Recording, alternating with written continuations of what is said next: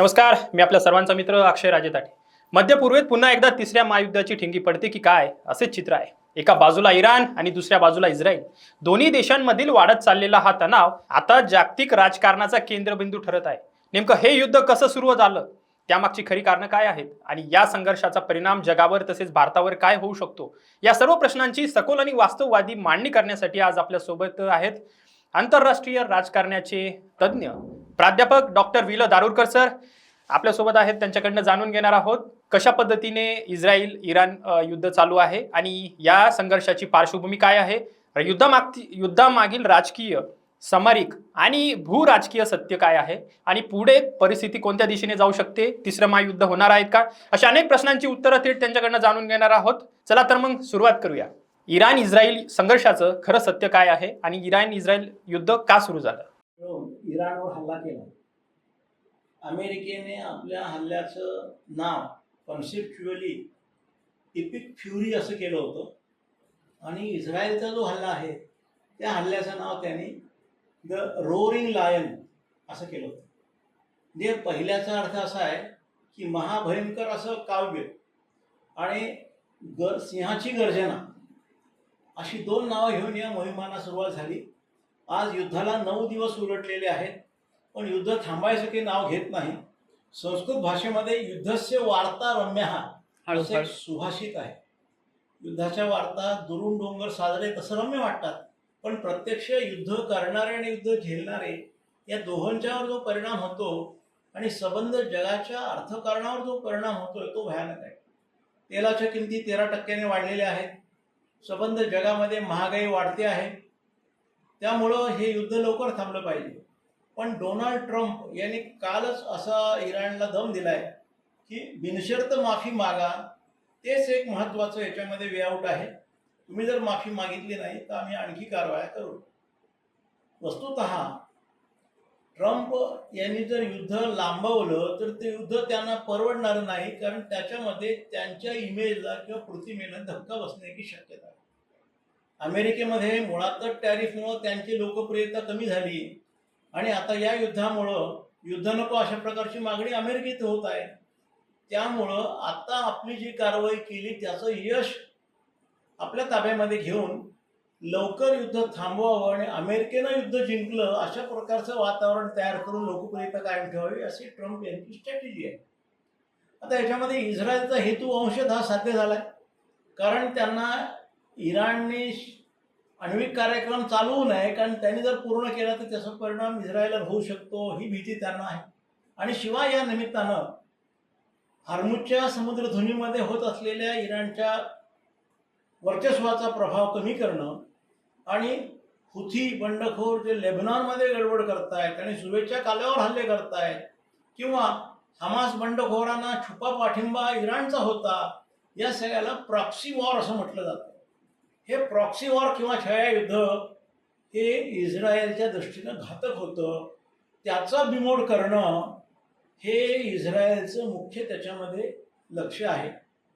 शिवाय सिरिया, लेबनॉन या देशाच्या मध्यवर्ती केंद्रबिंदू जर काढला तर इस्लामिक स्टेट इंटरनॅशनल नावाचं एक संघटन तयार होत होतं, त्यालाही सुद्धा चाप बसावा असा ट्रम्प यांचा आणि इस्रायलचा प्रयत्न होता. आता तरी युद्ध 30-40% अमेरिकेनं जिंकलं असं चित्र दिसतंय.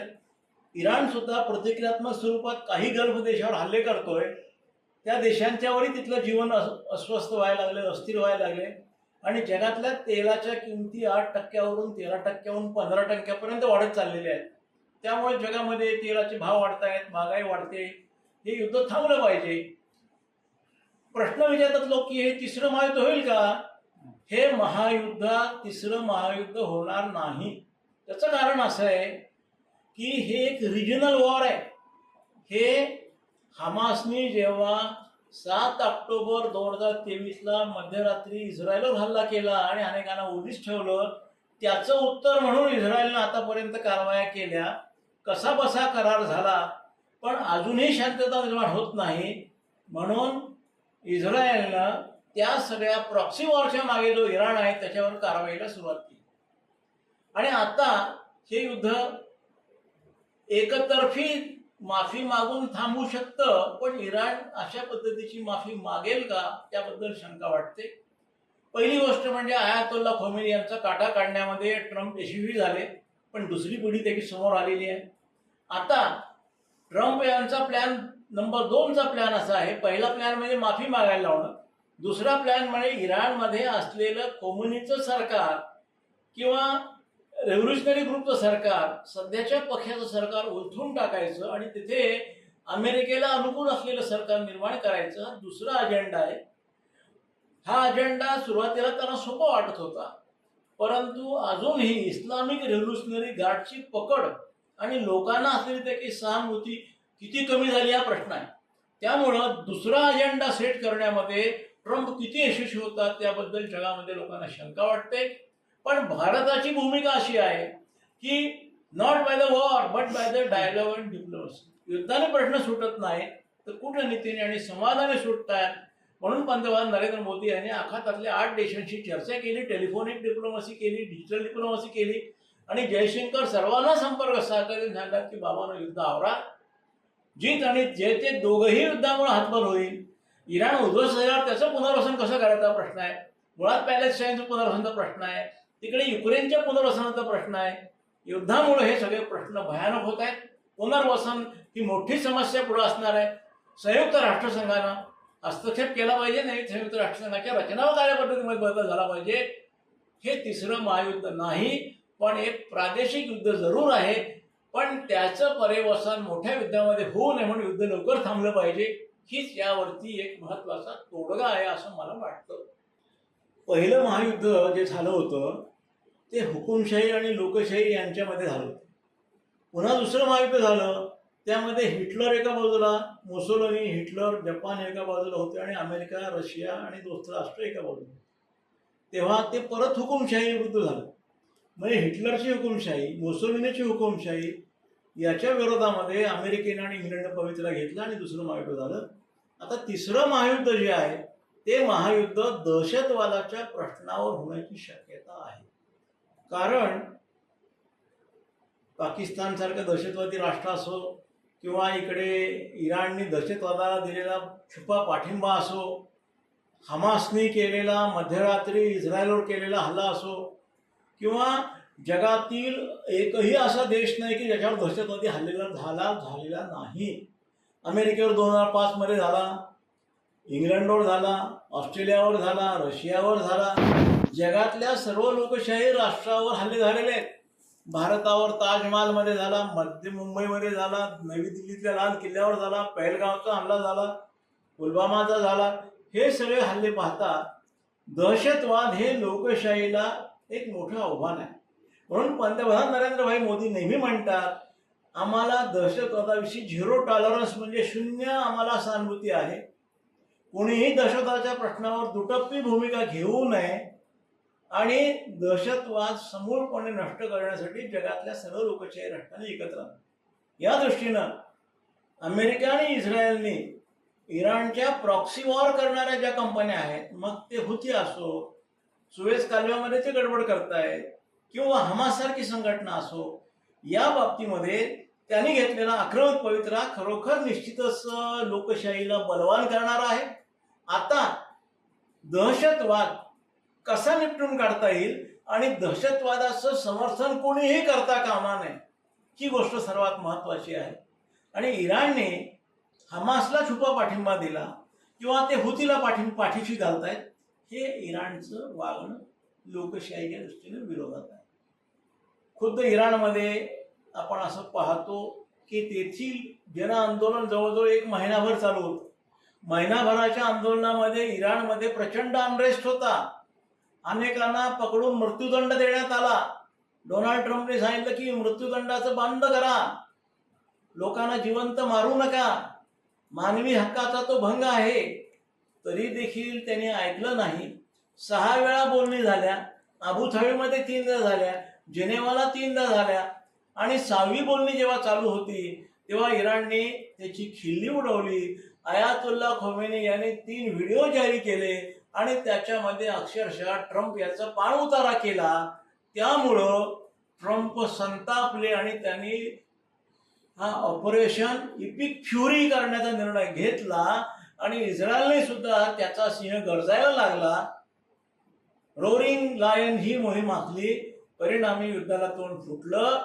आपण आता हे पश्चिम आशियामधलं जे युद्ध आहे ते इतरत्र पसरता कामा नये, तिच्या इतर देशावर त्याची झळ पसरता कामा नये म्हणून भारतानं प्रयत्न सुरू केले.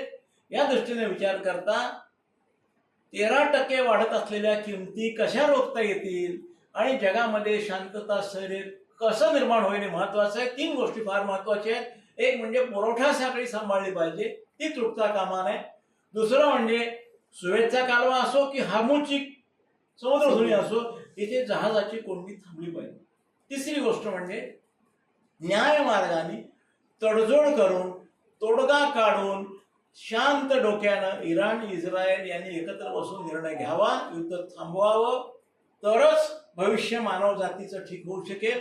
नाहीतर चुकून जरी एखादा हायड्रोजन बॉम्ब फुटला, भूतलावरील सर्व मानवजात नष्ट होण्याची शक्यता आहे. तूर्त तरी रशिया शांत आहे, चीन सुद्धा ट्रम्प यांनी त्यांना टॅरिफ न लादल्यामुळं तोही शांत आहे. तिकडे तैवानच्या प्रश्नावर तैवान चीन हेही शांत आहे. त्यामुळं तूर्त तरी तिसरं महायुद्ध होण्याची शक्यता कमी दिसते. होतं आहे ते प्रादेशिक युद्ध आहे, हे सुद्धा लवकर थांबलं पाहिजे. या दृष्टीने विचार करता संयुक्त राष्ट्रसंघाचा आज जो कारभार आहे तो बदलला पाहिजे. त्याला शांती सैन्य मिळालं पाहिजे. सिक्युरिटी काउन्सिलमध्ये भारताला कायमस्वरूपी सदस्य मिळालं पाहिजे. असं जर झालं आणि संयुक्त राष्ट्रसंघाच्या रचना कार्यपद्धतीमध्ये सुधारणा झाल्या तर जगामध्ये शांतता प्रस्थापित होऊ शकेल. आज अशांतता, युद्ध, संघर्ष याच्यामध्ये एवढी शक्ती वाया चालली आहे की संबंध जगामधल्या अर्ध्या लोकसंख्येचे अन्न, वस्त्र आणि निवारा हे प्रश्न सुटू शकतात. पण त्यासाठी युद्ध थांबली पाहिजे, शस्त्रास्त्राचा व्यापार थांबला पाहिजे. शांत डोक्याने विचार करून युद्धाबाबत जर सगळ्यांनी तडजोडीची भूमिका घेतली, कूटनीती आणि संवादाचं तत्व स्वीकारलं तरच युद्ध थांबू शकेल, नाहीतर अनर्थ अटळ आहे. मला आपल्या चॅनलवरती बोलवलं, सत्यमवरती आपण माझ्याशी संवाद साधला, त्याबद्दल मी आपल्या सर्वांचा आभारी आहे. धन्यवाद.